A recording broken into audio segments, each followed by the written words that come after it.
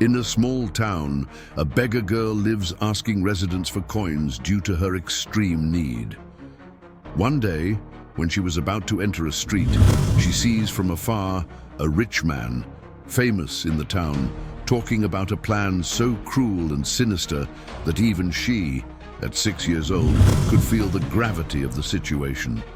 Suddenly, she approaches him with innocence and asks why he wanted to do something so cruel. That's when he goes into shock, realizing she heard everything.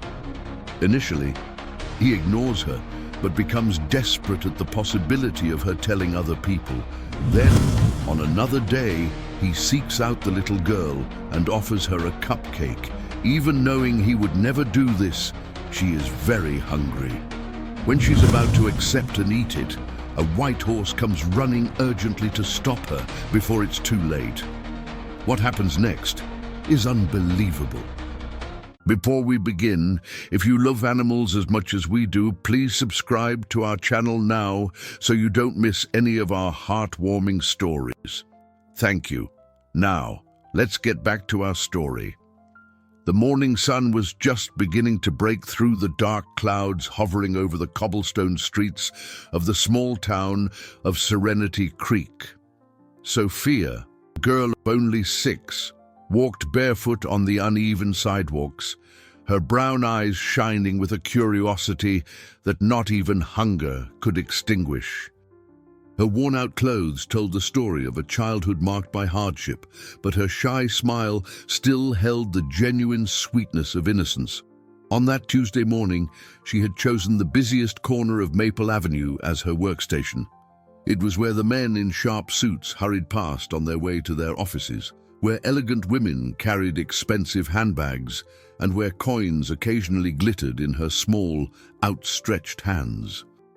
Sophia knew that every penny made the difference between going hungry or getting a piece of bread from Mr. Henderson's bakery.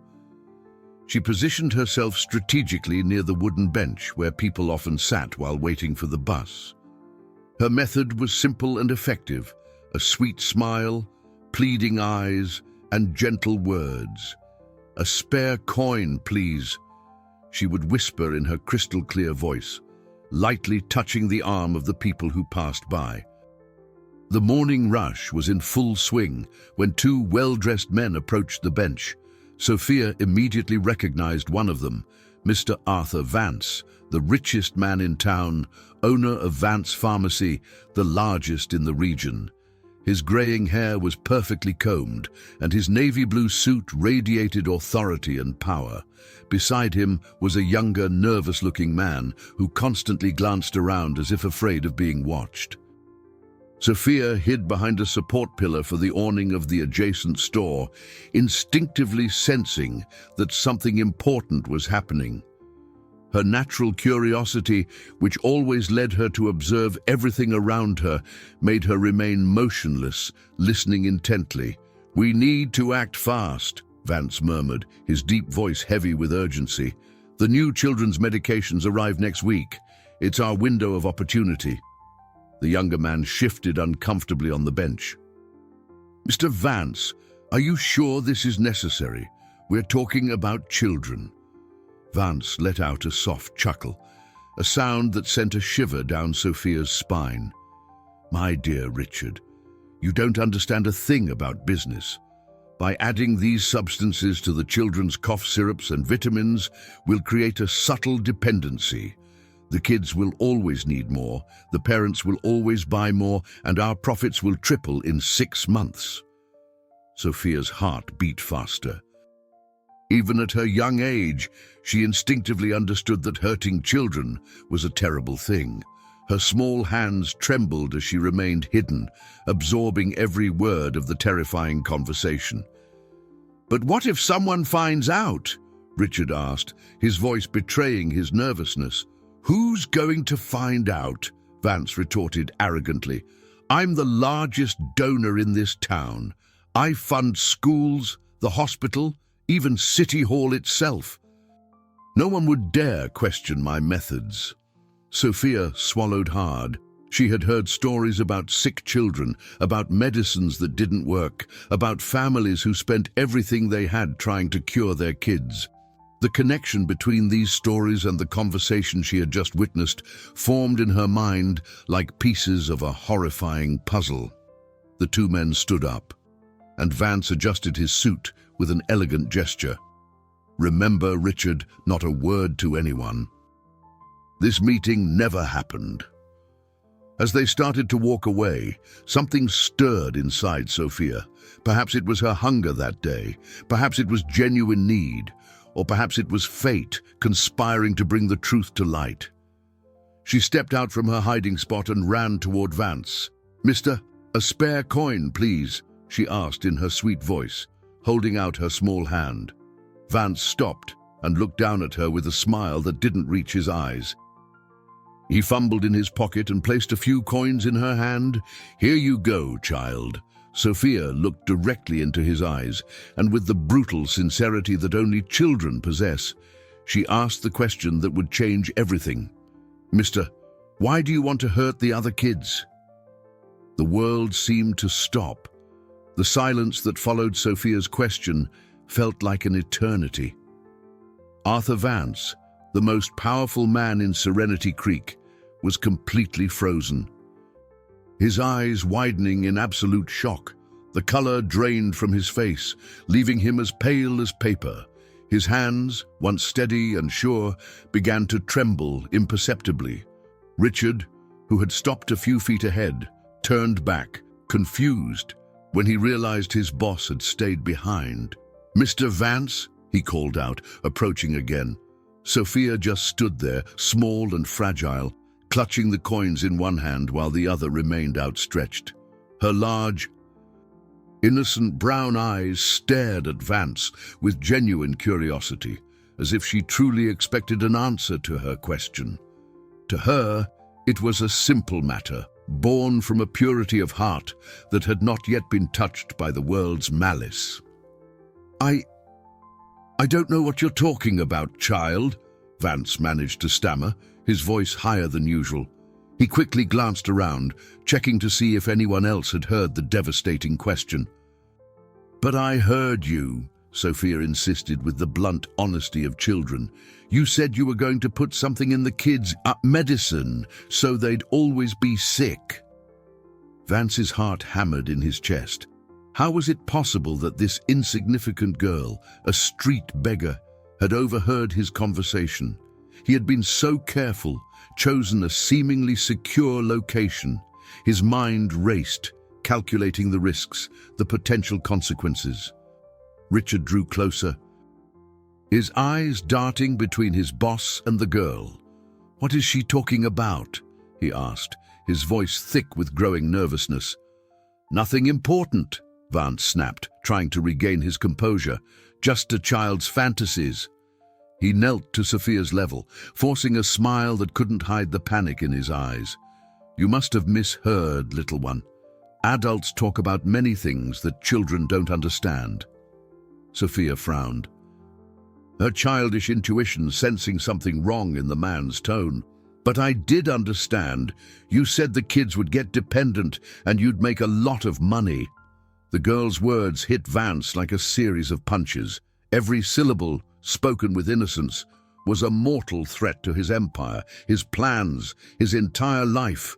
Decades of building a reputation, power and wealth could crumble because of a 6-year-old child.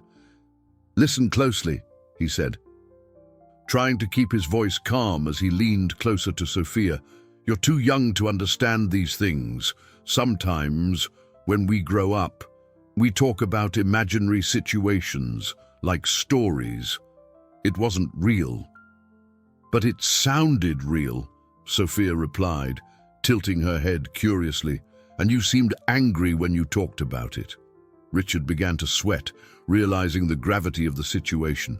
He knew if this conversation leaked, they would both face devastating consequences. "Mr. Vance, maybe we should—" "Quiet," Vance muttered through his teeth, his eyes never leaving Sophia. His mind worked furiously, searching for a solution. How could he silence a child without raising suspicion? How could he ensure she never told what she had heard? Just then, the sound of hooves echoed on the stone street. A magnificent white horse approached, ridden by one of Vance's staff. The animal, named Zeus, was known throughout the town for his beauty and exceptional intelligence. He had belonged to Vance for over 10 years and was treated like a prized jewel. Zeus slowed his pace as he approached the group, his dark, intelligent eyes seeming to register the tension in the air. The horse looked directly at Sophia, and something strange happened. His eyes seemed to recognize her. During his rides through town, Zeus had seen this girl many times, always on street corners. Always hungry, always kind to everyone who passed. "Zeus," Vance called, trying to divert attention. "Glad you're here." The staff member dismounted. "Mr. Vance, you asked to be picked up at 9. Yes, Vance replied distractedly, his eyes still fixed on Sophia. "Let's go." Sophia approached the horse, extending her small hand to stroke his soft muzzle. Zeus lowered his head, allowing the gentle touch. It was as if the animal and child shared an unspoken connection, a mutual understanding that transcended words. "What a beautiful horse," Sophia murmured, her eyes shining with genuine admiration. Zeus remained still, letting her continue to pet him. Vance watched the scene with growing unease. Even his own horse seemed to be on the girl's side. "Come on, Zeus," he ordered, his voice sharper than usual. As they moved away, Vance glanced over his shoulder one last time. Sophia was still there, waving gently, but her eyes no longer held a carefree innocence. There was something different in them now, a profound understanding that terrified him. The seed of fear had been planted on both sides, and Serenity Creek would never be the same. Night fell over Serenity Creek like a heavy shroud, but for Arthur Vance, the darkness brought only torment. In his luxurious mansion on the hill, he paced back and forth in his study, unable to find peace. Sophia's words echoed in his mind like a haunting refrain. "Why do you want to hurt the other kids?" Every time he closed his eyes, he saw the girl's angelic face. Her brown eyes filled with an innocence that haunted him. How had a homeless, starving child managed to shake the foundations of his world so completely? Vance stopped before the window overlooking the town, his hands trembling as he held a glass of whiskey. "She's just a child," he muttered to himself, trying to be convinced. "A nameless beggar. Who would believe her?" But the doubt lingered, eating away at his confidence like acid. Serenity Creek was a small town where gossip spread like wildfire. If Sophia started telling her story, even if only a few people believed it at first, suspicion could spread. And suspicion, Vance knew all too well, had the power to destroy empires. Meanwhile, on the other side of town, Sophia found shelter under the abandoned awning of an old fabric store. Curled up in a torn blanket she had found in a dumpster, she couldn't sleep either. Her small hands still clutched the coins Vance had given her, but they felt heavy now, laden with a meaning she couldn't fully comprehend. The conversation she had witnessed replayed in her mind, even at only 6. Sophia possessed a keen intuition that told her when something was terribly wrong. She had grown up on the streets, developing a survival instinct that alerted her to danger, and all her senses screamed that this man posed a threat not just to her, but to many other children. "Medicine that hurts," she whispered to herself, hugging the blanket tighter. Sophia knew other children who sometimes got sick, whose parents worked hard to buy expensive medicine from Mr. Vance's pharmacy. The idea that those remedies could be doing more harm than good made her stomach churn. In the mansion, Vance finally sank into his leather armchair, the whiskey glass now empty beside him. His calculating mind began to work, developing strategies. He needed to find a way to neutralize the threat Sophia represented, but how to do it without raising suspicion. The first option that came to mind was the most direct: discredit the girl before she could even speak. Vance knew human nature better than anyone. He knew how people saw street children, as troublemakers, liars, desperate for attention. If he planted the right seeds in the right ears, he could build a narrative where Sophia would be seen as a disturbed child who made up fantastic stories. She needs to be seen as unreliable, he muttered, his eyes glinting with a cold, calculated chill. A child who invents stories to get attention and money. Vance picked up his phone and began to make discreet calls. First, to the town's police chief, a man who owed him favors and funding for several of his campaigns. Then, to the principal of the public school, whose institution received generous donations from his foundation. Finally, to a few influential merchants downtown. With each call, Vance carefully planted his version of events. There was a street child who was becoming a problem, making up stories about respectable people in town, possibly trying to blackmail good citizens. People needed to be careful with her, not believe her words, perhaps even consider sending her to an institution where she could get proper help. While Vance wove his web of manipulation, Sophia lay awake under the awning, watching the stars through the clouds slowly moving across the sky. A distant memory surfaced in her mind. Her mother, who had left when she was just 4, used to say that the stars were silent guardians, watching over and protecting those who needed it most. "Mommy," she whispered to the night sky, "what should I do?" As if in answer to her question, the distant sound of hooves echoed through the empty streets. Sophia sat up, immediately recognizing the particular rhythm of Zeus's gait. The magnificent white horse appeared at the corner, seemingly riderless, walking freely through the streets. Zeus stopped in front of the awning where Sophia was sheltered, his intelligent eyes meeting hers in the dim light. The animal approached slowly, lowering his head in a gesture that seemed almost a human expression of compassion and understanding. "Hi, Zeus," Sophia whispered, reaching out to stroke his soft muzzle. "Oh, can't you sleep either?" The horse stood there for several long minutes, as if offering silent companionship to the lonely girl. There was something in his eyes that suggested a deep intelligence, an understanding that went beyond what was normal for an animal. Somehow, in that moment of silent connection between the child and the horse, they both seemed to share a premonition.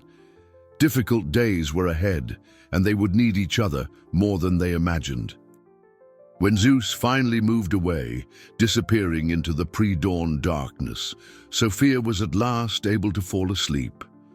But her dreams were filled with disturbing images: sick children, medicines that glowed ominously in the dark, and cold eyes watching her from the shadows. The silent war had begun, and both sides were preparing for what was to come. Dawn brought a subtle but noticeable change to the atmosphere of Serenity Creek. Sophia woke to the first rays of sun touching her face, unaware that during the night, as she slept under the awning, her reputation had been systematically destroyed by Arthur Vance's strategic phone calls. She got up, carefully folded the torn blanket, and began her morning routine. First, she would try to find something to eat in the dumpsters behind Mr. Henderson's bakery. Then, she would head to the fountain in the central square to wash up a bit. Finally, she would pick her corner for the day to ask for a few coins. As she approached the bakery, Sophia noticed that Mr. Henderson, usually kind and willing to give her a day-old roll, was watching her with a different expression. There was something in his eyes she couldn't quite place, a mixture of distrust and concern that made her uneasy. "Good morning, Mr. Henderson," she said in her usual sweet voice, approaching the back door. Henderson hesitated before replying, his hands nervously wiping his flour-dusted apron. "Sophia, I heard you've been making up stories about people in town." The girl blinked, confused. "What stories, Mr. Henderson?" "Things about Mr. Vance, our most respectable citizen." Henderson avoided her gaze. "Child, you shouldn't spread lies about the people who help you. Mr. Vance does a lot of good for our town." "But I didn't lie," Sophia replied, her voice filled with sincerity. "I heard him talking about hurting children with the medicine." Henderson shook his head sadly. "See? Exactly that kind of fantasy. Sophia, you're a good girl, but sometimes children make things up when they're hungry or need attention." The words hit Sophia like a bucket of cold water. She had known Mr. Henderson for as long as she could remember, and he had always been kind to her. Seeing suspicion in his eyes hurt more than physical hunger.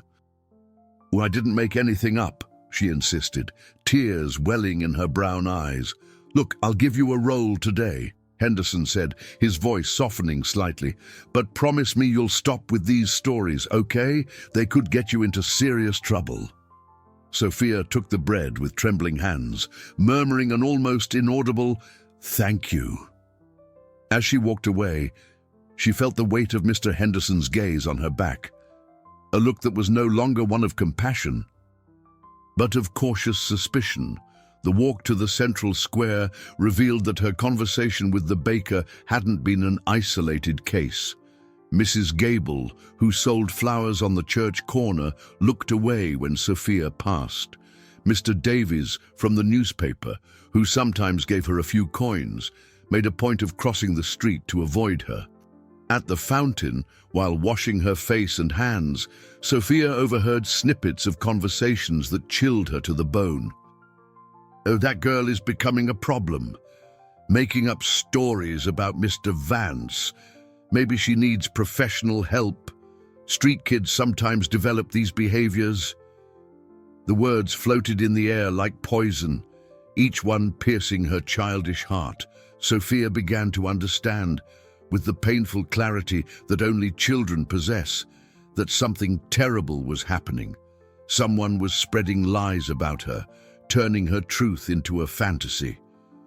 Throughout the morning, as she tried to ask for coins on her usual corner, the change in people's behavior became even more apparent. Passers-by, who once at least acknowledged her presence, now either ignored her completely or gave her openly suspicious looks. "Please, a spare coin," she asked an elegant woman walking by. The woman stopped and stared at her with an expression of disdain. "Aren't you that girl who's been making up stories about respectable people in town?" Sophia felt tears burn her eyes. "I didn't make anything up, ma'am. I don't want to hear your lies," the woman interrupted, quickening her pace. "Children like you should be in an institution, learning how to behave." The hours passed slowly, each rejection cutting deeper into her soul. Sophia had faced hunger, cold, and loneliness. But she had never experienced anything as devastating as having her word, her only true possession, questioned and discredited. In the late afternoon, physically and emotionally exhausted, she sat on the church steps, watching the town's activity slow down. It was then that she saw Zeus approaching on the main street, this time with Vance on his back. The wealthy man rode with an upright posture, a smug smile playing on his lips. His eyes met Sophia's, and for a moment, she saw something in them that made her tremble, a cruel satisfaction, as if he knew exactly what she had gone through that day. Zeus, on the other hand, had a completely different reaction. The horse slowed his pace as he passed the church, his intelligent eyes fixing on Sophia with what looked like genuine concern. He neighed softly, a sound that seemed to carry compassion. "Move it, Zeus!" Vance commanded sharply, but the horse hesitated, still looking at the girl. "And I said move," Vance repeated, his voice harsher. Reluctantly, Zeus obeyed, but he kept looking back until Sophia was out of his sight. Alone on the church steps, Sophia finally allowed the tears to fall freely. She was beginning to understand that she was facing something much bigger and more dangerous than she had initially imagined. It wasn't just about a terrible secret she had discovered. It was a battle between her word and the power of a man who controlled the entire town. But even in her despair, a spark of determination gleamed in her brown eyes. She knew what she had heard. She knew other children were in danger, and that certainty was the one thing no one could take from her. The war had officially begun, and Sophia was alone against the world. The next morning, as Sophia walked the streets, now accustomed to the suspicious glances, a gentle voice called her name.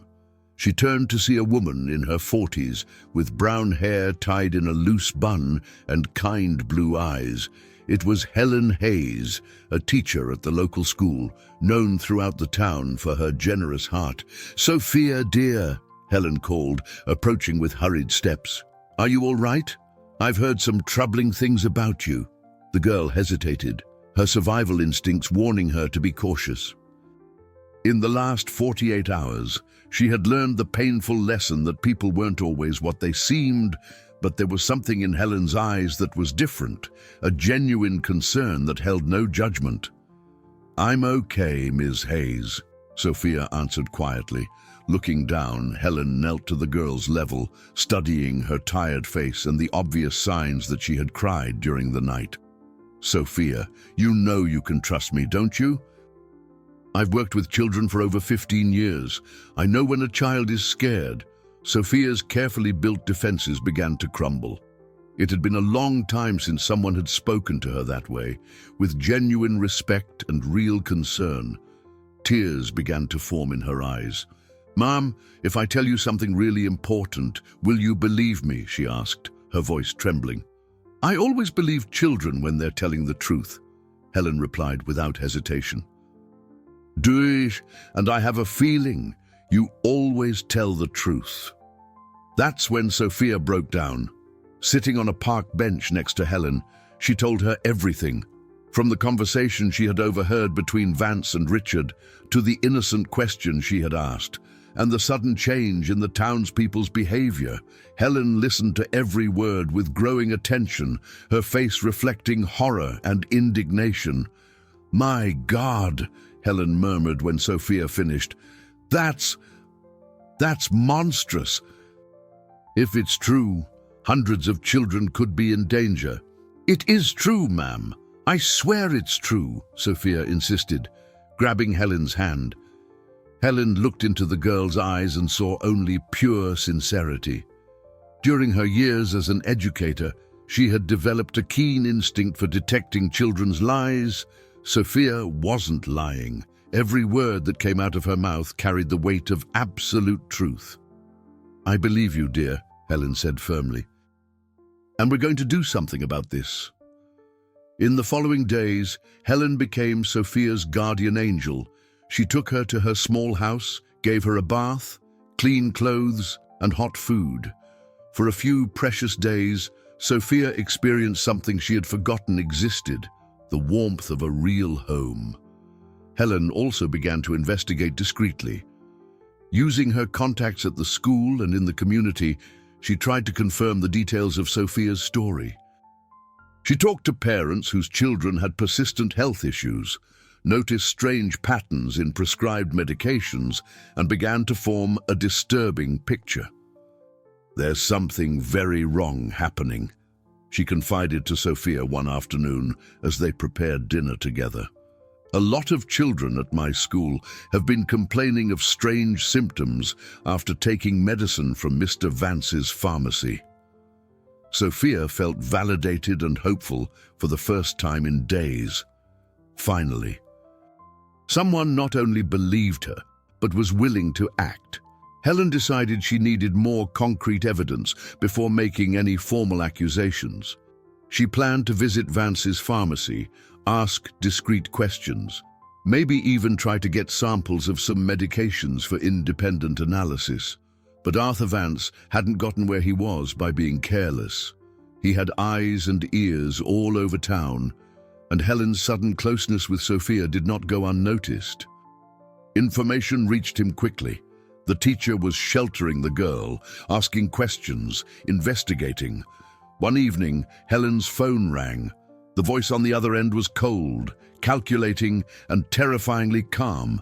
"Miss Hayes, this is Arthur Vance." Helen felt a chill run down her spine. "Mr. Vance, how can I help you? I hear you've been taking care of a troubled child, little Sophia." "She's not troubled," Helen replied, trying to keep her voice steady. "She's just a child who needs help." "Ms. Hayes," Vance's voice took on a dangerously soft tone, "you're a valued educator, and I have great respect for your work, so much so that my foundation donates a substantial amount to your school every month." Helen swallowed hard, knowing exactly where this conversation was headed. "It would be a shame," Vance continued, "if that donation had to be re-evaluated, especially given the difficult times we're in. I imagine how many children would be harmed if the school lost that funding, how many teachers would lose their jobs." The silence that followed was heavy with threat. Helen looked toward the room where Sophia was sleeping peacefully for the first time in weeks, and her heart broke. "You're blackmailing me," she whispered. "I'm protecting our community from destructive influences," Vance corrected. "Children like Sophia need professional help, not well-meaning people who believe their fantasies. I'm arranging for her to be transferred to a proper institution where she'll receive the care she needs." "She's not lying," Helen insisted, but her voice was already tinged with the despair of defeat. "Ms. Hayes, you have 24 hours to make the right decision for the school, for your colleagues, for the hundreds of children who depend on that institution." The call ended, leaving Helen alone with the weight of an impossible choice. She looked again at Sophia's room, silent tears rolling down her face. How could she choose between saving one child and saving hundreds? How could she abandon Sophia, knowing the girl was telling the truth? But how could she also allow an entire school to be destroyed? The early morning found her still awake, wrestling with the most difficult decision of her life. Dawn brought a heavy atmosphere to Helen's small house. Sophia woke to the smell of morning coffee and the familiar sound of the teacher's footsteps in the kitchen. But something was different. There was a tension in the air she couldn't identify, a subtle shift that made her stomach clench with anxiety. "Good morning, Miss Hayes," she said cheerfully, entering the kitchen with her hair still messy from sleep. Helen turned, and Sophia immediately noticed her red, swollen eyes, obvious signs of a sleepless night. The teacher tried to force a smile, but couldn't completely hide the pain she was carrying. "Good morning, dear," Helen replied, her voice slightly hoarse. "Sit down. We need to talk." Sophia felt a cold knot in her stomach. During her years on the streets, she had developed a sharp instinct for sensing when something bad was about to happen. That tone of voice, that facial expression, she had seen it all before, always preceding moments of abandonment and rejection. "Sophia," Helen began, sitting at the table and taking the girl's small hands in hers, "you know I believe you, don't you? You know I never doubted your word." "Yes, Ma'am," Sophia replied cautiously, her brown eyes studying every expression on Helen's face. "Sometimes in life, we're forced to make very difficult decisions, decisions that break our hearts. Even when we know they're necessary." Helen struggled to find the right words, each one seeming to tear at her soul. I won't be able to take care of you anymore." Sophia's world crumbled in that instant. The words hit her like a punch to the gut, stealing the air from her lungs. But why? Did I do something wrong?" "No, dear, you did nothing wrong. Ever." Helen held Sophia's hands tighter, as if she could transfer her pain through her touch. But there are bigger forces at play here. Things a person like me can't fight alone. Sophia began to understand, with the terrible clarity only children possess. Mr. Vance talked to you, didn't he? Helen closed her eyes, unable to lie to those innocent eyes. He threatened the school, Sophia. If I keep helping you, he'll pull all the funding. 200 children will be left without an education. 15 teachers will lose their jobs. So I have to leave to save the other kids, Sophia concluded, her voice small but surprisingly mature. I'm so sorry, Helen whispered, tears finally overflowing. I'm so sorry for not being brave enough, for not having enough power to protect you. Sophia remained silent for a long moment, processing the information. Then, with a strength that astonished Helen, she squeezed the teacher's hand. Don't be sad, Mrs. Hayes. You're a good person, I understand. You shouldn't have to understand, Helen sobbed. You're just a child. You should be playing, going to school, being protected by adults, not fighting monsters alone. But I'm not completely alone, Sophia said, a small spark of determination shining in her eyes. I have Zeus. Helen frowned, confused. Zeus. Mr. Vance's horse. He's my friend.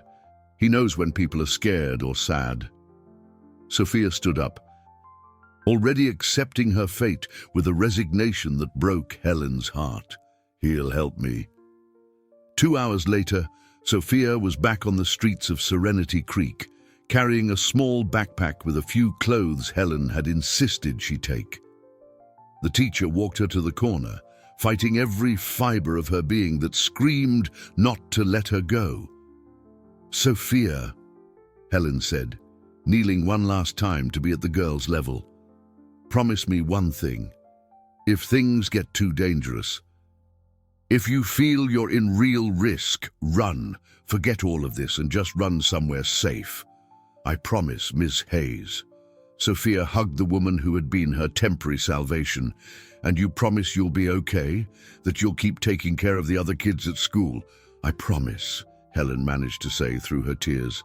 Sophia walked away, heading back to the world she knew so well. The cold streets, the suspicious glares, the constant struggle for survival. But now she carried something she didn't have before.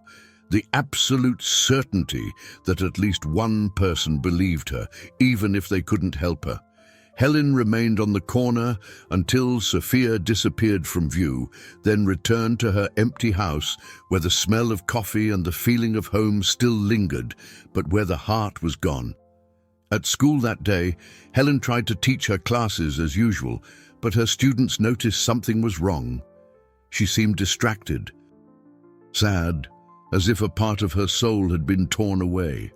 During recess, when she saw the children playing and laughing, she couldn't help but think of Sophia, alone on the streets, carrying a burden no child should ever have to bear. That afternoon, on the other side of town, Arthur Vance received confirmation that Helen had held up her end of the deal. A cruel smile played on his lips as he contemplated his next move. A piece had been removed from the board, but the main threat still remained. Meanwhile, Sophia found shelter in an alley near the central market. Curled up in an old blanket, she looked up at the night sky and whispered to the stars, "Mommy, I know you're protecting me from somewhere.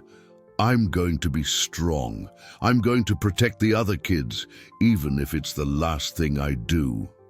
The night wind carried her words through the sleeping town, and somewhere in the darkness, Zeus lifted his head as if he had heard a distant call.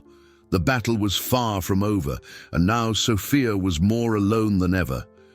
But her determination had only grown stronger, tempered by pain and the understanding that some adults, even the good ones, couldn't always do the right thing. The war continued, and the little warrior was ready for the next phase. The second week since the fateful encounter brought a dramatic shift in Arthur Vance's strategy. After days of watching Sophia return to the streets and realizing his smear campaign hadn't been enough to silence her completely, he came to a terrifying conclusion. Words were not enough. It was time to take more direct and definitive measures. In the solitude of his mansion, during the early hours of the morning, Vance devised a plan that made his own blood run cold. He paced back and forth in his study, his footsteps echoing on the cold marble. As his calculating mind worked out every macabre detail, "She has to disappear," he muttered to himself, stopping before the window that overlooked the sleeping town. "But it has to look natural, an accident, the inevitable tragedy of a street child." The idea that formed in his mind was simple, yet effective. Sophia was known for her constant hunger, for accepting food from anyone who showed kindness. If he offered something seemingly innocent, but carefully prepared, he could solve his problem once and for all. The next morning, Vance made his first stop at the most renowned confectionery in town. Carmen, the owner, was visibly flattered when the most powerful man in Serenity Creek entered her small shop. "Mr. Vance, what an honor to have you here," she exclaimed, nervously wiping her hands on her apron. "Carmen, I've heard your chocolate cupcakes are the best in the region," Vance said with calculated charm. "I'd like to get some for a charity event I'm organizing." Of course. How many would you like?" "A dozen will be sufficient. And please, wrap them individually. They're to be distributed among needy children." Carmen prepared the cupcakes with the utmost care, each one wrapped in colorful, decorative paper. Vance paid generously and left the confectionery with a box that seemed to contain innocent gifts, but which in his mind already carried a sinister purpose. His next stop was more delicate. On the outskirts of town, there was a veterinary supply store where various chemicals could be purchased discreetly. The owner, Mr. Roth, was known for not asking too many questions as long as the payment was adequate. "I need something for a pest problem," Vance explained, choosing his words carefully. "Rats, specifically, something effective." Mr. Roth nodded. Disappearing into the back of the store, he returned with a small vial containing a white powder. "This will solve any rodent problem, Mr. Vance, but be careful, it's very potent. A tiny amount is more than enough."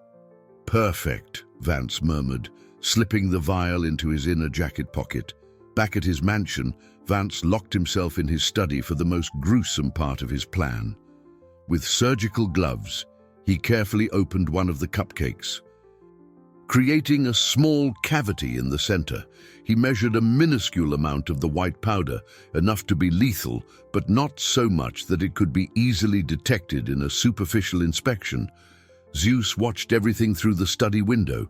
The intelligent horse had developed the habit of wandering the mansion grounds at night, and something about his owner's behavior had made him uneasy. There was a change in the atmosphere, a sinister energy that set all his animal instincts on high alert. After carefully contaminating the cupcake and resealing it with surgical precision, Vance decided to test the effectiveness of his creation. He took the cupcake to an isolated area of his property, where he knew rats often appeared in search of food. He left small pieces of the cupcake scattered on the ground and retreated to wait. Zeus followed him from a distance, his intelligent eyes watching every move with growing agitation. The next morning, Vance returned to the spot and found exactly what he expected. 3 small rodents lay motionless around the remains of the cupcake. His macabre test had been a success. "Perfect," he whispered, but his words were cut short by a loud, agitated neigh. Zeus was a few feet away, watching the scene with what appeared to be genuine horror. The horse danced nervously, his eyes darting between the dead animals and Vance as if he understood exactly what had happened and what it meant. "Easy, Zeus," Vance said, but there was something in his voice that didn't convince even himself. They're just rats." But Zeus did not calm down. The animal remained agitated throughout the day, refusing to eat, pacing in his stable, as if he knew something terrible was being planned. In the afternoon, Vance went into town on a reconnaissance mission. He needed to locate Sophia, study her routine, and find the perfect moment to execute his plan. He found her on her usual corner near the fountain in the central square, asking for coins with the same sweetness as always, seemingly oblivious to the approaching danger. Watching her from afar, Vance felt a pang of something that might have been remorse, but he quickly suppressed it. "She dug her own grave," he muttered to himself. "No one threatens my empire and gets away with it." That night, he finalized the details of his plan. The next morning, he would approach Sophia with his kindest smile, offer the cupcake as a charitable gesture, and then watch from a distance as his problem was permanently solved. Zeus spent the entire night restless in his stable. The horse seemed to understand, with the keen intuition of animals, that his human friend was in mortal danger. He neighed softly at the moon, as if asking for help from higher powers. What Vance didn't know was that Zeus had made a decision of his own. The intelligent, loyal horse would not allow any harm to come to little Sophia. The next morning, he would be ready to act. The trap was set, but perhaps the predator had underestimated both the prey and the unexpected protector who was about to intervene. Sophia's fate hung by a thread, and only the dawn would reveal whether innocence could triumph over calculated evil. The morning sun was beginning to gild the old stones of Serenity Creek when Arthur Vance left his mansion, the poisoned cupcake carefully stored in a small gift box. His hands trembled slightly, not from nervousness, but from a sinister anticipation. Today, his problem would be definitively solved. He had chosen to walk to the town center rather than take his car, to avoid drawing unnecessary attention. The plan was simple: find Sophia, approach with his best benevolent smile, offer the gift as a gesture of charity, and then step back to watch from a distance. Meanwhile, Zeus felt a growing agitation in his stable.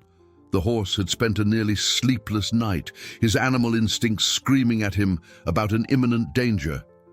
When he saw Vance leaving the mansion with that box, something inside him triggered like a silent alarm. With an intelligence that surprised even the most experienced handlers, Zeus managed to unlatch his stable door, a skill he had secretly developed over the years. He silently slipped off the property, following Vance from a distance, keeping to the shadows and alleys so as not to be seen. Sophia was in her usual spot near the fountain in the central square. That morning, she seemed particularly tired. The nights in the open were taking their toll, and the constant hunger had become an even more insistent companion. When she saw an elderly woman approaching, she gathered her strength for her usual request. "A spare coin, please," she asked in her sweet voice, but the woman just shook her head and quickened her pace. It was then that she saw Vance approaching, striding purposefully in her direction. Sophia felt a shiver run down her spine. There was something different about him today. His eyes shone with an intensity that made her uncomfortable, and he was carrying a small, colorful box. "Hello, Sophia," Vance said, forcing his best smile. "How are you today?" The girl hesitated. After her experience with Helen and the growing hostility of the town, she had developed an even greater caution. "I'm okay, Mr. Vance." "Glad to hear it." He drew closer, kneeling to be at her level. "You know, I've been thinking a lot about our last conversation. I think perhaps I was too hard on you." Sophia frowned, confused. The change in tone was so abrupt, it felt fake. "So," Vance continued, holding out the colorful box, "I brought you a gift. A special cupcake from the best confectionery in town.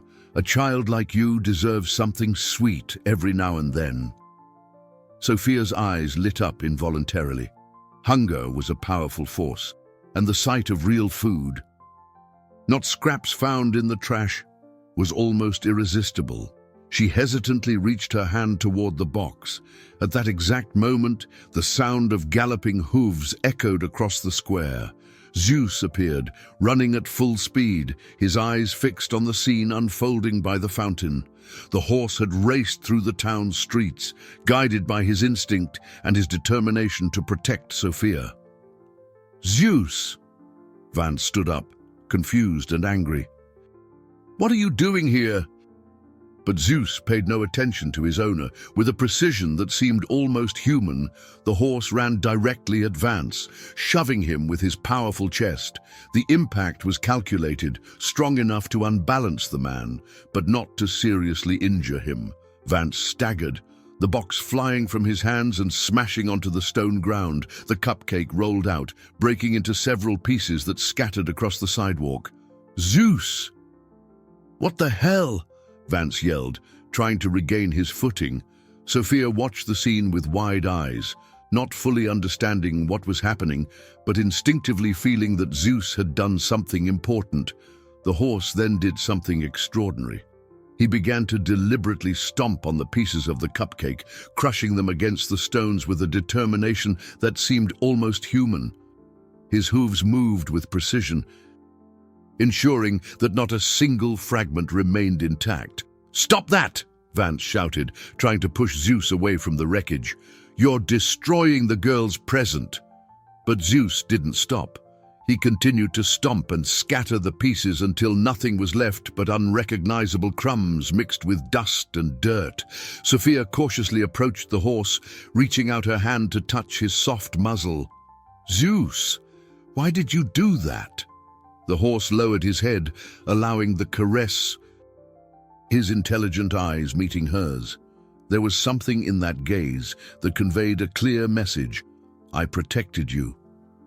Vance watched the scene with a mixture of rage and desperation.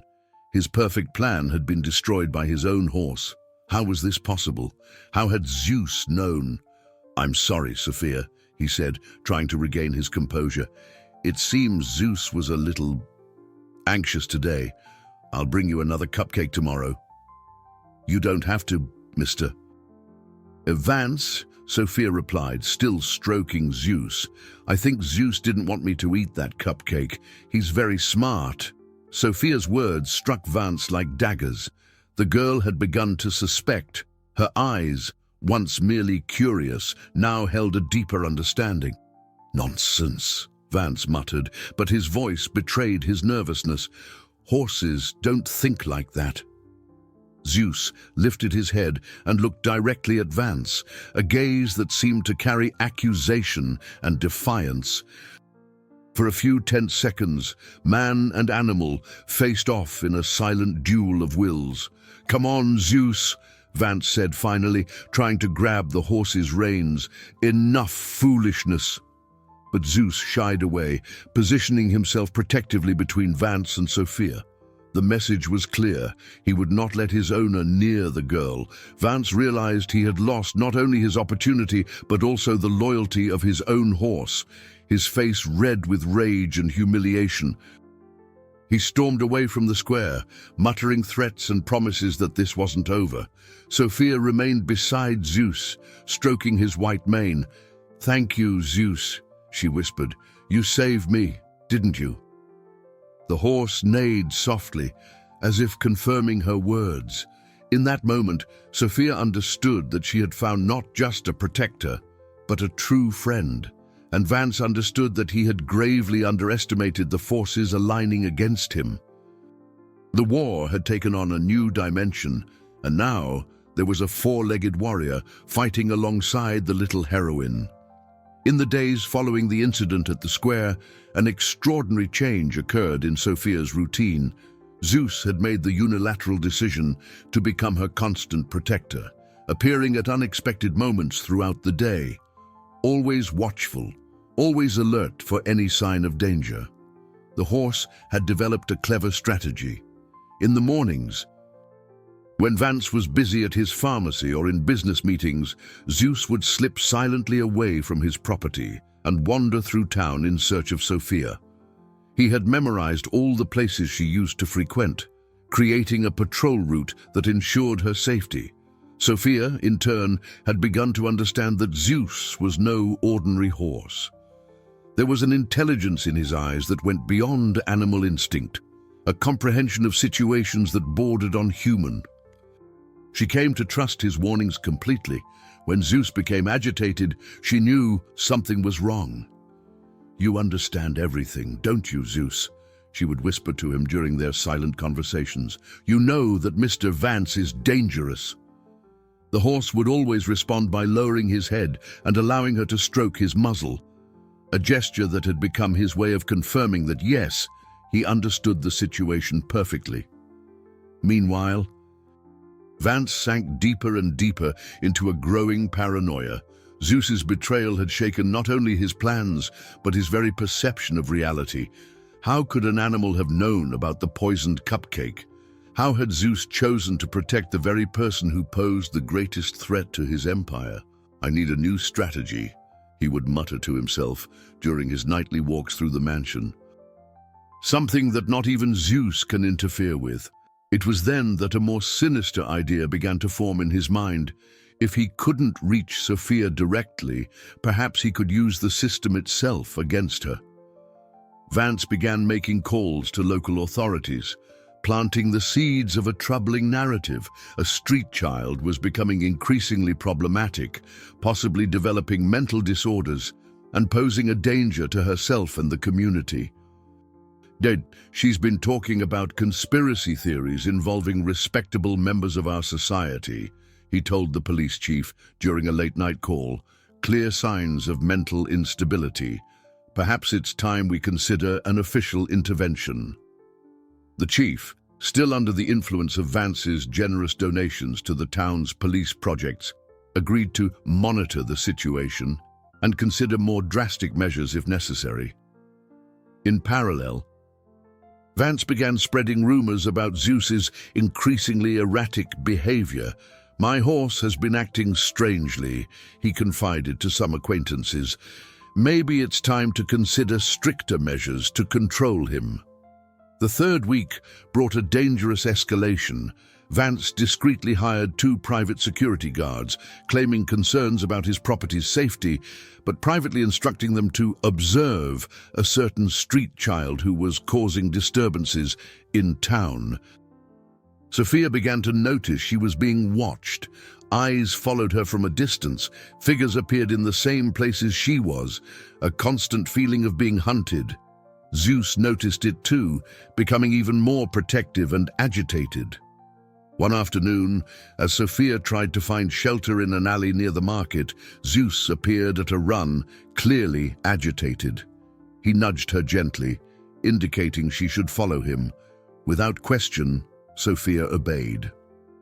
Zeus led her through streets and alleys she didn't know, always keeping to the shadows, avoiding the main roads. Finally, he stopped at an abandoned area on the outskirts of Vance's property, the same place where the cupcake had been tested on the rats. "What do you want to show me, Zeus?" Sophia asked, confused. The horse led her to a specific spot on the ground, where the remains of the contaminated cupcake were still visible.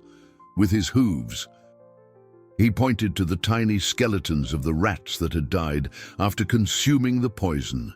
Sophia watched the scene with growing horror. Even at her young age, she managed to connect the dots. The cupcake Vance had offered, Zeus's reaction, and now this macabre evidence. He really wanted to hurt me," she whispered, her legs trembling. "If you hadn't protected me, I would have been—" Zeus lowered his head, gently touching Sophia's shoulder with his muzzle, as if to say, "But I did protect you, and I always will." At that moment, Sophia made a decision that would change everything. She could no longer just run or hide. Other children were in danger, and she was the only person who knew the truth about Vance. Zeus had shown her the evidence. Now she needed to find a way to use it. "Zeus," she said, looking directly into the horse's intelligent eyes. "We need to tell someone.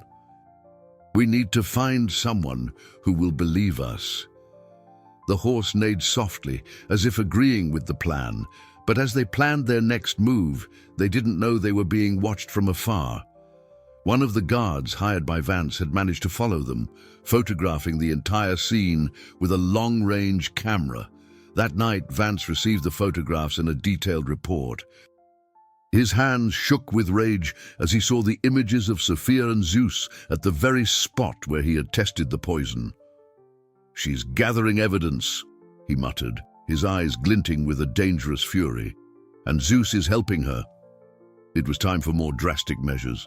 If neither poison nor social manipulation had worked, Vance would have to use all his power and influence to neutralize the threat once and for all. The silent war was about to become an open confrontation, and Sophia and Zeus were in the center of the approaching storm. They had discovered the truth, but now they had to survive long enough to share it with the world. The fourth week brought a terrifying change to the atmosphere of Serenity Creek. Vance had mobilized all his resources and influence to create a trap that would be impossible to escape. During a secret meeting in his mansion, he outlined his final plan to a select group of allies, men who owed him favors, positions, or funding. "The situation with the street child has become untenable," Vance declared, his voice filled with false authority. "She represents a real danger to our community. She has shown signs of severe mental instability, creating delusional fantasies about respectable citizens." The police chief, the director of social services, and 2 city councilmen nodded in agreement. They all knew that contradicting Vance meant losing their positions, funding, and influence. "And I propose she be committed for her own good," Vance continued. "There is an excellent institution for troubled children 100 miles from here. There, she will receive proper care, away from disturbing influences." The director of social services cleared his throat nervously. "Mr. Vance, for a compulsory commitment, we would need evidence of imminent danger or—" "The evidence exists," Vance interrupted, placing a folder on the table. "Photographs of her trespassing on private property, reports of erratic behavior, witnesses to her baseless accusations against me." The photographs shown were the ones his guards had taken of Sophia on the abandoned lot, but presented out of context, they made it seem like she was vandalizing property or behaving suspiciously. Meanwhile, Sophia and Zeus were facing increasingly difficult times. The constant surveillance had made it almost impossible for her to find food or safe shelter. The guards appeared wherever she went, always from a distance, always watching, creating a sense of being cornered that was deeply affecting her emotional state. "Zeus," she whispered one afternoon, hidden under a bridge on the outskirts of town. "I'm scared. I feel like there's nowhere safe for us." The horse drew near, lowering his head so she could hug his neck. In Zeus's presence, Sophia always found a momentary calm, a feeling that she wasn't completely alone in the world. It was at this moment that Zeus made an extraordinary decision. He knew, with his sharp intelligence, that they needed outside help, someone from beyond Vance's circle of influence. The horse began to guide Sophia out of the town limits, toward the main highway that connected Serenity Creek to other cities. "Where are we going, Zeus?" Sophia asked, confused but trusting her protector completely. For hours, they walked along the highway, Zeus ever alert for any sign of pursuit. The horse seemed to have a specific destination in mind, moving with growing determination. As the sun began to set, they arrived at a small gas station on the side of the road, where a young journalist had stopped to fill up his car. Marcus Thorne worked for a major city newspaper and was returning from a story on rural development when he noticed the unusual sight: a small girl walking alongside a magnificent white horse. "Hey, little one," Marcus called, approaching cautiously. Are you okay? Are you out here alone? Sophia looked at Zeus, who remained calm, as if approving of this stranger's approach. There was something different about this man. His eyes held genuine curiosity, not the distrust or judgment she had grown accustomed to. Zeus and I are running away, she said simply, deciding to trust her intuition. Running away. From what? For the first time in weeks, Sophia found someone who seemed willing to listen without judgment. Marcus sat on the ground to be at her level, showing genuine patience as she told her story. From the conversation she had overheard between Vance and Richard to the poisoning attempt and the constant persecution, Marcus listened to every word with growing attention. As an investigative journalist, he had developed an instinct for detecting hidden truths, and everything about Sophia, her sincerity, the specific details, her connection with the horse, indicated she was telling the truth. "Sophia," he said when she finished, "that's a very serious accusation. You understand we're talking about an attempt to harm children."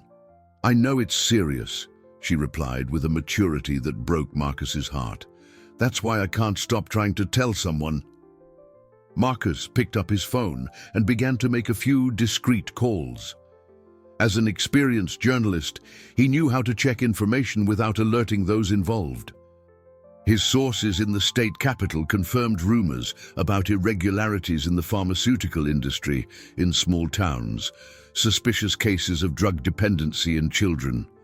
"Sophia," Marcus said finally, "I believe you, and I'm going to help you expose the truth." At that moment, Zeus neighed softly, as if he knew they had finally found the ally they needed. But as they planned their next steps, back in Serenity Creek, Vance received the news that Sophia had disappeared from town. His guards had lost her and Zeus's trail. "Find her!" Vance roared, his composure finally shattering completely. "She can't have gone far. A child and a horse can't just vanish." The hunt had intensified, but now Sophia had something she didn't have before, an adult ally with the power to investigate and expose the truth. The final battle was about to begin, and for the first time, the odds seemed to be evening out. Zeus had once again proven his extraordinary intelligence, guiding Sophia exactly where she needed to be. Now, it remained to be seen if it was too late to stop Vance's sinister plans, or if the truth would finally triumph over corruption and power. Marcus Thorne had worked through the entire night. In a small inn on the outskirts of Serenity Creek, he had turned his room into a makeshift command center. With documents spread across the bed, a laptop open, and his phone in constant use, Sophia slept on a spare bed, finally resting safely after weeks of terror, while Zeus waited patiently in the inn's small yard. By the early hours of the morning, Marcus had already uncovered disturbing information. His sources in the capital confirmed a suspicious pattern. Several small towns had reported unexplained increases in cases of child drug dependency, always involving influential local pharmacies. "Sophia," he woke her gently as the sun rose, "I need you to tell me everything again, but this time I'm going to record it. Every detail could be important." The girl, still sleepy but determined, repeated her story with impressive accuracy. Marcus noted that each time she recounted the events, the details remained consistent, a clear sign she was telling the truth. After recording the testimony, Marcus made a bold decision. "Sophia, I need to go back to Serenity Creek and investigate in person, but you're going to stay here, safe, with the innkeeper. She's a good woman and will look after you." "What about Zeus?" Sophia asked, concerned. "Zeus stays here too. In fact," Marcus smiled, "I think he's living evidence. A horse that protects a child from his own owner." "That's an extraordinary story." Marcus returned to Serenity Creek, pretending to be a journalist interested in a story about prosperous small towns. His first stop was strategic, Vance's pharmacy. He needed to see the man in person, gauge his reactions, and if possible, obtain evidence. "Mr. Vance?" Marcus introduced himself at the pharmacy. "I'm a journalist from the city, doing a series on successful entrepreneurs in small towns. I've heard a lot about your work." Vance, always hungry for recognition, greeted Marcus with enthusiasm. During the interview, the journalist asked seemingly innocent questions, carefully designed to provoke revealing reactions. "I hear you're very successful with children's medications," Marcus commented casually. "Are the town's children quite healthy?" For a split second, something flickered in Vance's eyes, a flash of nervousness that Marcus, trained to read people, immediately caught. Yes, I'm always especially concerned with the health of children," Vance replied, but his voice carried an almost imperceptible tension. Marcus also noticed something strange in Vance's behavior when he asked about his horse. "I hear you have a magnificent horse. Zeus, isn't it?" The reaction was dramatic. Vance became visibly flustered, his hands trembling slightly. "Zeus? Yes, well, he's been behaving strangely lately. Health problems, perhaps." After the interview, Marcus discreetly visited some families in town, always introducing himself as a journalist interested in community stories. What he discovered was alarming.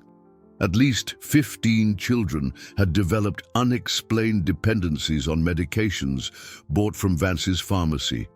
The desperate parents were spending fortunes on remedies that never seemed to fully resolve their children's health problems.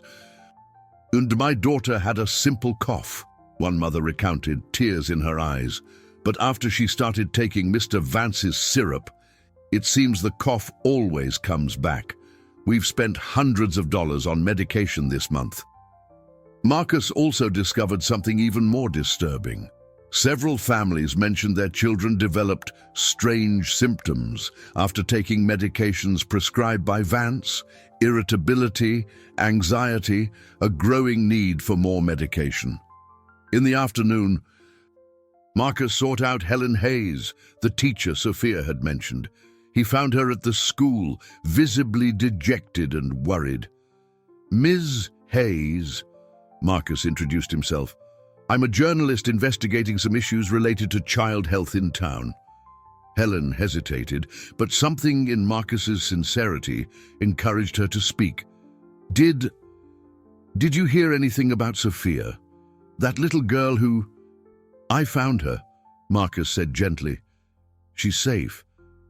And she told me about you. About how you tried to help her." Helen broke down in tears. "I wish I had been braver. I knew she was telling the truth, but—" "You can help now," Marcus said. "Tell me everything you know." Helen recounted not only her experience with Sophia, but also her observations as a teacher, the worrying increase in health problems among her students, always involving drugs from Vance's pharmacy, and the political pressure she had been under to abandon the girl.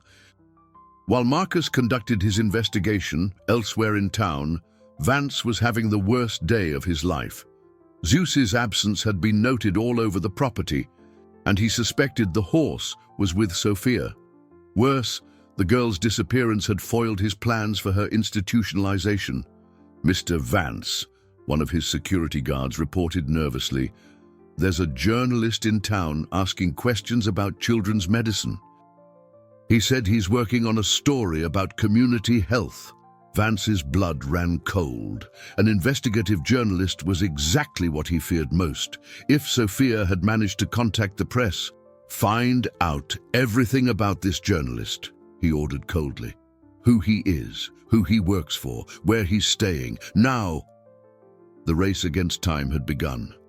Marcus needed to gather enough evidence before Vance discovered the extent of his investigation. While Vance needed to find a way to neutralize the threat before his web of corruption was exposed.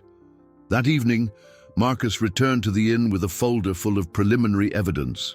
Sophia was waiting for him anxiously, with Zeus by her side. "Did you find out anything?" she asked hopefully.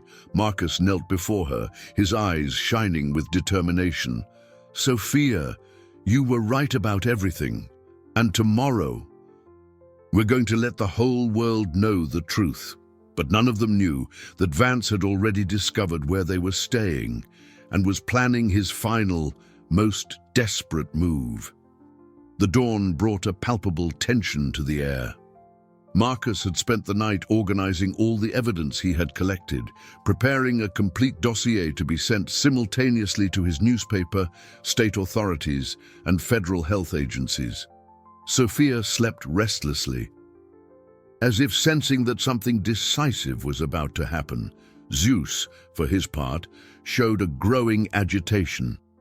The horse paced in the small yard of the inn, his ears constantly alert, as if picking up sounds humans couldn't perceive. His animal intuition detected the approaching danger. Around 5 in the morning, while the town was still shrouded in darkness, 2 black cars approached the inn silently. Vance had mobilized his final resources, 6 hired men, including private security and some local thugs who owed him favors. His plan was simple and desperate: to abduct Marcus and Sophia before they could release their findings. "Remember," Vance whispered to his men, "the journalist needs to disappear, and the girl will be transferred to a distant institution today. There can be no witnesses or evidence." Zeus was the first to detect the intruder's presence. The horse began to neigh loudly, a sound that immediately woke Marcus. Trained for dangerous situations during his investigations, the journalist instantly recognized that something was wrong. "Sophia, wake up!" Marcus whispered urgently, shaking the girl gently. "We have to get out of here now." Sophia woke immediately, her street-honed survival instincts making her grasp the gravity of the situation without needing an explanation. "Is it Mr. Vance?" she asked, already getting up. "Probably." "Put this on, quickly," Marcus said, handing her a jacket. "And grab my backpack, it has all the evidence we collected." Meanwhile, Vance's men were surrounding the inn. They had underestimated only one factor: Zeus. The horse, sensing the imminent danger to Sophia, made a decision that would change everything. With a deafening neigh that echoed through the silent dawn, Zeus smashed through the flimsy yard fence and charged toward the intruders. His sudden, imposing presence caused instant confusion among the men, who hadn't expected to face a large and clearly agitated animal. "Get the horse!" one of the guards yelled. But Zeus was smarter and more agile than they imagined. The horse positioned himself strategically between the men and the inn, creating a living barrier that gave Marcus and Sophia precious minutes to escape through the back exit. "Where are we going?" Sophia asked. "Running alongside Marcus through a small wooded area behind the inn to the next town's police station. He can't have influence there too," Marcus answered, out of breath. But Vance had anticipated this possibility. He himself was waiting on the road leading to the next town with 2 of his most trusted men. When he saw Marcus and Sophia emerge from the woods, a cruel smile formed on his lips. "End of the line," he muttered, getting out of the car.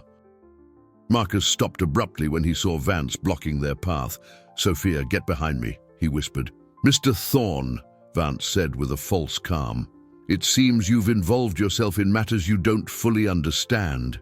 "I understand perfectly," Marcus retorted, standing his ground. "I know exactly who you are and what you've been doing." "Nonsense from a troubled child," Vance shot back, but his voice betrayed his nervousness. "Udi, a girl with mental disorders who unfortunately managed to convince a gullible journalist. I have evidence, Vance. Testimonies from parents, analysis of dependency patterns, financial records. Your network is exposed." Vance's face hardened. "Evidence can disappear, witnesses can be discredited, and journalists, well, journalists sometimes have accidents during their investigations. It was at that moment that a familiar sound echoed down the road, the swift gallop of Zeus. The horse had managed to get away from the men at the inn and had followed Sophia's trail, once again demonstrating his extraordinary intelligence and loyalty. Zeus appeared, running at top speed, his eyes fixed on Vance with a fury that seemed almost human. The horse had witnessed all of his owner's cruelty, had seen the attempts to harm Sophia, and now his patience had run out. "Zeus, no!" Vance yelled, but it was too late. The horse didn't attack physically, but his imposing and clearly hostile presence made Vance's men back away instinctively. Zeus positioned himself protectively in front of Sophia and Marcus, neighing loudly in direct defiance of Vance. "Even your own horse knows what kind of man you are," Marcus said, his voice filled with contempt. It was at this crucial moment that siren lights began to appear on the horizon. The innkeeper, awakened by the shouting and commotion, had called the police in the neighboring town, reporting a dangerous situation involving a child. "It's over, Vance," Marcus said as he saw the patrol cars approaching. "Your influence doesn't reach here, and I've already sent all the evidence to the capital." Vance looked around, realizing he was cornered. His men began to scatter, unwilling to face the authorities for someone who was clearly losing his power. Even Zeus, the animal who had served him faithfully for years, was against him. "This isn't over," Vance muttered, but his voice already carried the sound of defeat. "For you, it is," Sophia said, stepping out from behind Marcus, fearless for the first time in weeks. "The children are going to be safe now." When the patrol cars arrived, they found a surreal scene. A powerful man surrounded by the evidence of his own corruption, a journalist with a complete dossier of proof, a brave little girl who had risked everything for the truth, and a magnificent horse who had chosen to protect innocence over evil. The truth had finally triumphed, but Sophia's journey was just beginning a new phase. The days that followed the final confrontation brought a complete transformation to Serenity Creek. Arthur Vance's arrest had sent shockwaves through the town, but it also brought a palpable relief to many families who, unknowingly, had been victims of his cruel scheme. Marcus worked tirelessly to ensure the full truth came to light. His dossier had reached federal authorities, who immediately launched a full-scale investigation into Vance's pharmacy. What they discovered surpassed even the darkest expectations. Hundreds of children's medications had been systematically adulterated with dependency-creating substances, affecting more than 200 children in Serenity Creek alone. Sophia, now under official protection, gave her testimony to a team specializing in crimes against children, even facing intimidating lawyers hired by Vance. She maintained her story with a consistency and courage that impressed everyone present. "Little Sophia has shown extraordinary bravery," commented the lead detective on the case. "Without her courage to speak the truth, hundreds of children would have continued to suffer in silence." Zeus, the four-legged hero, also became an essential part of the process. Veterinary specialists were called in to evaluate the horse's exceptional behavior, confirming that his intelligence and loyalty were far beyond the ordinary. The animal was officially recognized as living evidence of Vance's cruelty, a horse who had rejected his own owner to protect an innocent child. Helen Hayes was one of the first people to visit Sophia after the case was resolved. The teacher arrived with tears in her eyes and a sincere apology. "Sophia, dear," Helen said, kneeling before the girl, "I'm so sorry for not being brave enough to protect you when you needed it most." Sophia, with the wisdom that only children who have endured great trials possess, took Helen's hands in hers. "Ms. Hayes, you did what you could. You have to take care of so many children at the school.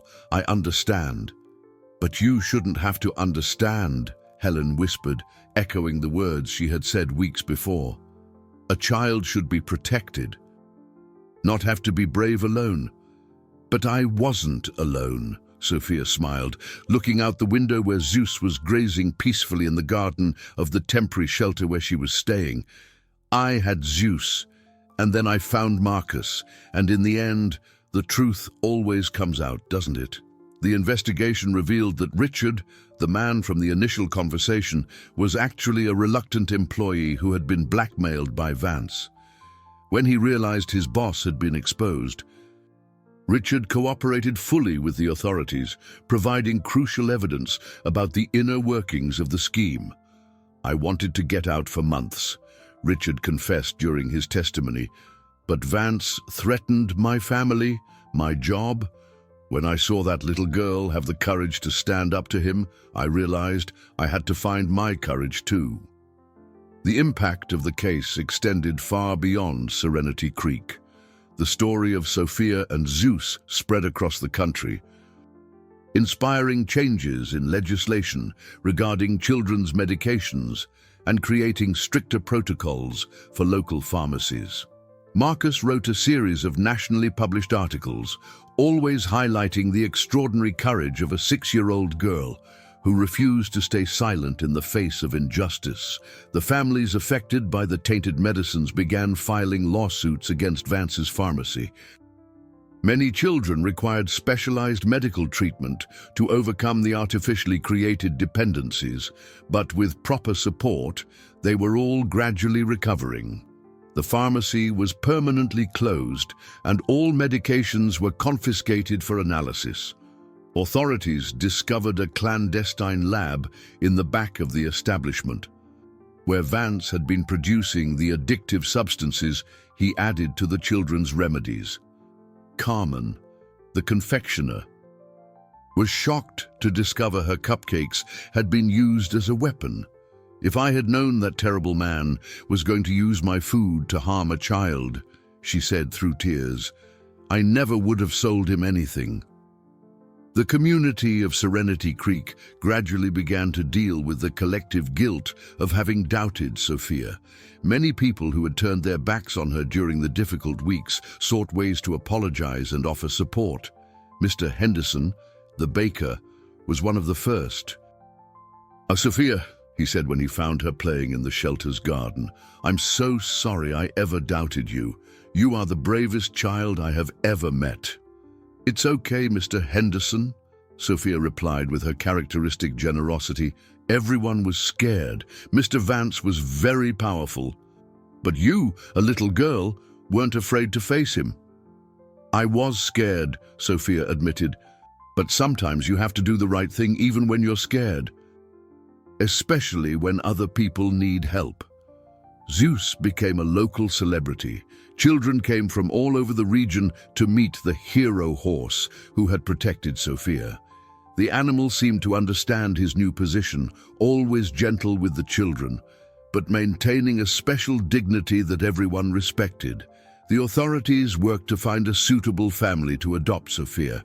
Several families applied, but one in particular caught their attention: the Thorns, Marcus's parents, who had fallen in love with the brave little girl during their son's visits. We would love to care for Sophia, said Mrs. Thorne. A child with such courage and kindness deserves all the love we can offer. When Sophia heard about the possibility, her eyes shone with hope. Can I visit Zeus all the time? Was her first question. Zeus is coming with us, Marcus smiled. You two are a team. We can't separate the heroes. Arthur Vance was sentenced to 15 years in prison for poisoning, criminal negligence, attempted murder, and corruption.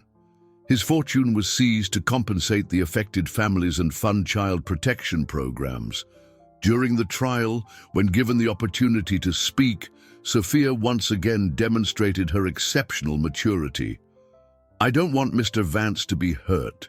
I just want him to learn that hurting children is very wrong, and for other children to be safe. Justice had prevailed, but more importantly, the courage of a little girl had saved hundreds of lives and transformed an entire community. The evil had been exposed, the guilty punished, and the victims would finally receive the protection and care they deserved from the beginning. 6 months after the events that changed Serenity Creek forever, the town awoke to a new dawn.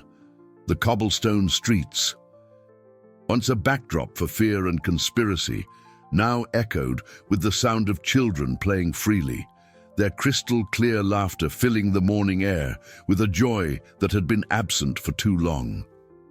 Sophia woke up in her new house, a real home for the first time in her life. The light blue room had a soft bed, shelves full of colorful books, and a large window overlooking the garden where Zeus grazed peacefully. The girl, now 7, had grown not just in age, but in confidence and serenity. "Good morning, Zeus," she called from the window, and the magnificent white horse lifted his head, neighed softly, and trotted toward the house. The special connection between them remained as strong as ever, a bond forged in adversity and strengthened by mutual love. Eleanor Thorne, her adoptive mother, entered the room with a warm smile. "Good morning, my dear. Did you sleep well?" "I did, Mom," Sophia replied, still marveling at the natural ease with which the word Mom came to her lips. "Zeus slept well too. He always sleeps better when he knows I'm safe." During breakfast, Marcus arrived for his weekly visit. He was no longer just the journalist who had helped expose the truth. He was officially Sophia's older brother, part of the family that had formed through extraordinary circumstances. "How's my favorite little sister?" Marcus asked, hugging Sophia affectionately. "I'm great, and I have news," Sophia said, her eyes shining with excitement. "Ms. Hayes said I can help at the new school." Helen Hayes had become the principal of a new school specializing in supporting vulnerable children. With funding from the settlements in Vance's case, the institution offered not only education but also psychological and social support for families in need. "Sophia will be our little ambassador," Helen had explained to the Thorne family. She has a unique ability to understand and help other children who have gone through hardship. After breakfast, Sophia and Zeus walked through the streets that had once been their battlefield. Now, the same people who had once looked at her with suspicion greeted her with affection and respect. Carmen always saved a special cupcake for her. Mr. Henderson called her our little hero, and even the local police chief treated her with special deference. In the central square, where it had all begun with an innocent question that changed everything, a small monument had been erected, not to celebrate victory over evil, but to remember the importance of listening to and protecting children. The simple plaque read, "For the courage of the little ones who speak the truth, and for those who choose to listen." Sophia stopped before the monument and smiled. "Zeus, do you remember when we were scared to come here?" The horse lowered his head, gently touching the girl's shoulder with his muzzle. It was his way of saying he remembered, but that now they were safe. In the afternoon, Sophia visited some of the children who had been affected by Vance's medications. As part of her support program at Helen's school, she had become a special friend to these children, someone who truly understood what it meant to be in danger and find hope. "Sophia," said Petey, a 5-year-old boy still recovering from the forced dependency, "do you think I'm going to be okay?" "I'm sure of it," Sophia replied, sitting beside him in the school garden. "You know why? Because good people are taking care of you now, and good people always help kids get better. Like how Zeus helped you. Exactly like Zeus helped me. Sometimes help comes from places you don't expect, but it always comes." At the end of the day, as the sun set over Serenity Creek, Sophia was in her backyard, brushing Zeus's gleaming mane. It was a daily ritual they both cherished, a moment of silent connection that soothed them. "Zeus," she whispered, "did you know we were going to win from the beginning? The horse stood still, allowing the grooming, his wise eyes reflecting an understanding that went beyond words. I think you did. I think you always knew that good people are stronger than bad people. Even when it doesn't seem like it, Marcus approached, carrying his camera. Can I take a picture of you too? For the book I'm writing about our adventure? Sophia smiled, hugging Zeus's neck. Of course, but we're not the heroes of the story. No? Then who are? All the people who chose to believe the truth. All the people who decided to protect children. All the people who learned that sometimes the most important things come in the smallest packages. As Marcus took the photo, Sophia looked at Zeus and then at the town stretching out before them. Serenity Creek had been transformed not just by the exposure of the truth, but by the reminder that every child deserves to be heard, protected, and loved. The story of a little girl and a brave horse had become more than a tale of justice. It had become a reminder that innocence, when combined with courage, can move mountains and transform worlds. That night, as Sophia drifted off to sleep in her safe, comfortable bed, Zeus remained in the garden, a silent guardian of his little friend's peaceful dreams. The darkness was no longer threatening. It was simply the soft blanket protecting the sleep of those who had fought for the light and won. Evil had been defeated not by force or power, but by the simple truth spoken by a small voice that refused to be silenced. And in this victory of innocence over corruption, Serenity Creek found not just justice, but redemption. Sophia's life had begun anew, surrounded by love, protection, and purpose. Zeus remained by her side, faithful as ever, ready to protect her in whatever adventure the future might hold. And in the silence of the night, if one listened closely enough, one could hear the soft echo of a simple truth. Sometimes, the greatest heroes have the purest hearts, regardless of their age or species.